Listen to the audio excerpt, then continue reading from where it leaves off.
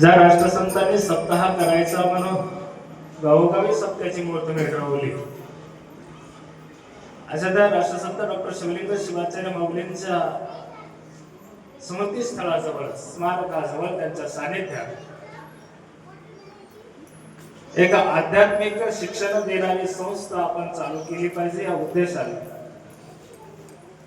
शिवभक्तपरायण तालमार्तंड कपिल महाराज भालके यांचा प्रयत्न या वर्षीपासून, जून महिन्यापासून मृदंग असेल, पखवाज असेल, मृदंग, टाळ असेल, तबला असेल, गायन असेल, कीर्तन असेल, प्रवचन असेल, आध्यात्मिक जीवनातला पाया ज्या माध्यमातून मिळवता येईल ते शिक्षण देणारी संस्था, गुरुकुल संस्था यावर्षी जून पासून, तसे ऍडमिशन प्रवेश देण्याची प्रक्रिया आतापासून सुरू आहे, पण जून पासून ती संस्था सुरू होत आहे.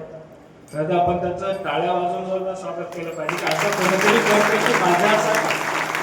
आज जर आपण आळंदीला गेलो, आळंदीत जर कधी गेला तर बिल्डिंग मध्ये बिल्डिंग दिसते, पण एका बिल्डिंग मध्ये 4-4 संस्था तुम्हाला पाहायला मिळतात. पण मी ज्या संप्रदायाचा प्रचार करतो, प्रसार करतो, ज्या संप्रदायाने मला मोठे केले, त्या संप्रदायाचं काही तर देणं लागतं. म्हणून आमच्या कपिल महाराजांनी आध्यात्मिक शिक्षण देणारी संस्था चालू केली.